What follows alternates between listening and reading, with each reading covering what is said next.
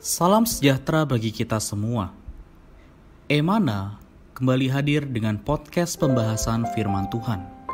Semoga firman Tuhan yang murni mampu merawat batin kita, menguatkan roh kita, dan membangun iman kita di hadapannya. Silakan menikmati podcast Emana hari ini. Puji Tuhan, salam damai sejahtera, saudara-saudari, para pendengar podcast Emana. Kami sangat bersuka cita bisa kembali hadir melayani Sosari di dalam podcast ini. Dan puji Tuhan, bergabung kembali bersama dengan kita, Saudara Henry. Mari kita sapa. Puji Tuhan, Saudara Henry. Puji Tuhan, Saudara Ade, saudara-saudari, haleluya, amin. Ya, amin. Baik, Sosari, saudara kita Henry akan share kepada kita satu judul, yaitu Iman dan Perbuatan. Judul ini kita kutip dari ayat firman Tuhan di dalam kitab Yakobus pasal 2 ayat 26.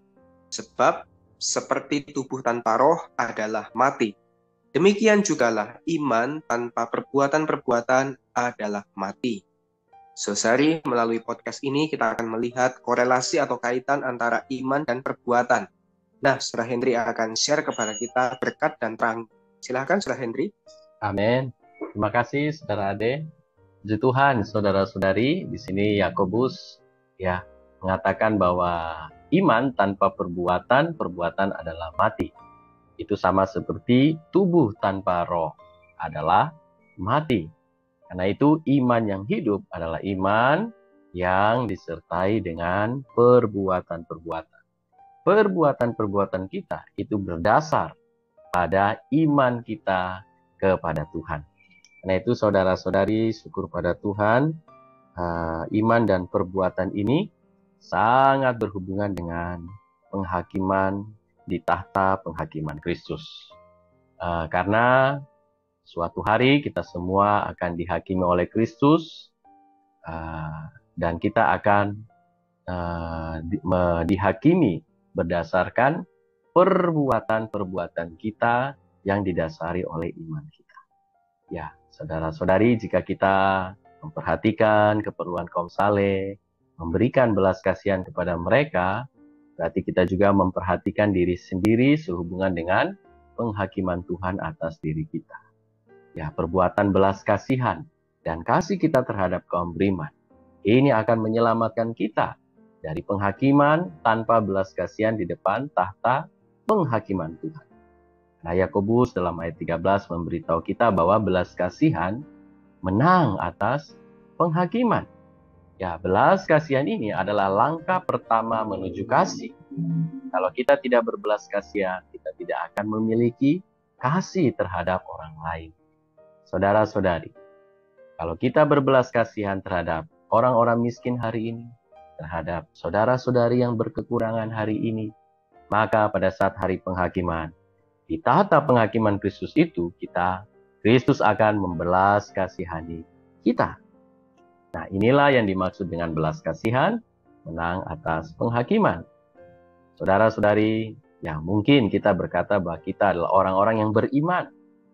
Ya, tetapi mungkin kita tidak berbelas kasihan terhadap saudara yang miskin. Maka seperti tadi dikatakan, iman kita itu bukan iman yang hidup, tapi iman yang tanpa perbuatan. Kita mengatakan bahwa kita beriman, tetapi terhadap saudara-saudara yang miskin, saudara-saudari yang berkekurangan, kita tidak ada belas kasihan. Kita tidak ada tindakan nyata, tidak ada perbuatan nyata. Amin, dari iman kita itu. Nah, karena itu iman yang semacam ini tidak dapat menyelamatkan kita dari penghakiman pada tahta penghakiman Kristus kelak. Ya jelas ya, iman semacam ini tidak dapat menyelamatkan kita dari penghakiman. Ya, sangatlah memalukan jika keperluan orang-orang kudus yang miskin diabaikan dalam hidup gereja. Karena itu menurut Yakobus, orang itu adalah orang yang bebal ya. Ya, jika dia hanya beriman tetapi tidak memiliki kasih, tidak memiliki perbuatan-perbuatan yang real, ya, maka dia adalah orang yang bebal. Saudara-saudari, setiap orang yang beriman di dalam Tuhan Yesus, tetapi tidak mengasihi saudara-saudaranya adalah orang yang bebal. Ya, orang yang bebal adalah orang yang beriman tanpa kasih. Ya, seperti yang dikatakan Yakobus, iman tanpa perbuatan adalah tidak berguna. Puji Tuhan, saudara-saudara. Amin. Ya, saudari, tadi saudara kita Henry mengutip beberapa perkataan Yakobus ya di dalam kitab Yakobus bahwa iman tanpa perbuatan adalah tidak berguna. Karena itu saudari, ekspresi dari iman ini adalah perbuatan. Amin. Dan tadi saudara kita juga menyampaikan di dalam perbuatan ini kita perlu ada belas kasihan. Puji Tuhan, kita perlu ada kasih khususnya kepada saudara-saudari seiman kita, baik mereka yang kekurangan maupun mereka yang miskin. Amin. Dan sangat menarik sekali saudari bahwa jika kita melakukan ini, kita berbelas kasihan kepada mereka, itu akan menyelamatkan kita ya Saudara Henry ya dari Amin. penghakiman Tuhan yang akan datang. Benar. Ya betul ya. Karena Yakobus juga mengatakan bahwa belas kasihan menang atas penghakiman. Amin. Saudari, kiranya firman yang singkat ini juga boleh mendorong kita sebagai orang yang beriman, sebagai anak-anak Allah, kita tidak boleh menjadi orang yang bebal tadi ya, Amin. yang artinya tanpa kasih. Tetapi sebaliknya, kiranya kita menjadi orang yang penuh dengan kasih. Amin. Bahkan penuh dengan belas kasihan kepada saudara-saudara seiman kita khususnya. Sehingga Amin. mereka melihat ada satu ekspresi dari iman melalui perbuatan. Amin. Baik, saudari, kita akan menutup podcast ini di dalam kasih, di dalam doa. Saudara Henry akan berdoa bagi kita semua. Mari kita satukan hati kita sesuai di dalam doa. Amin. Amin. Baik, saudara-saudari, mari kita berdoa. Tuhan Yesus, terima kasih Tuhan atas firman-Mu pada saat ini. Tuhan, selamatkan kami, buka mata kami bahwa iman tanpa perbuatan adalah mati. Kiranya iman kami adalah dasar dari semua perbuatan-perbuatan kami.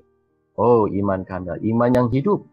Tuhan, kiranya kami boleh menjadi orang-orang yang berbelas kasihan, penuh dengan kasih terhadap saudara-saudara seiman kami. Sehingga kami kelak di tahta penghakiman-Mu, Tuhan, Kau juga berbelas kasihan kepada kami. Tuhan, terima kasih. Biarlah iman kami adalah iman yang hidup. Tuhan, kami boleh mengekspresikannya di dalam perbuatan-perbuatan kami, sehingga kami tidak menjadi orang yang bebal, Amin. orang yang beriman tanpa kasih. Terima kasih Tuhan, kami mengasihi. Amin. Amin.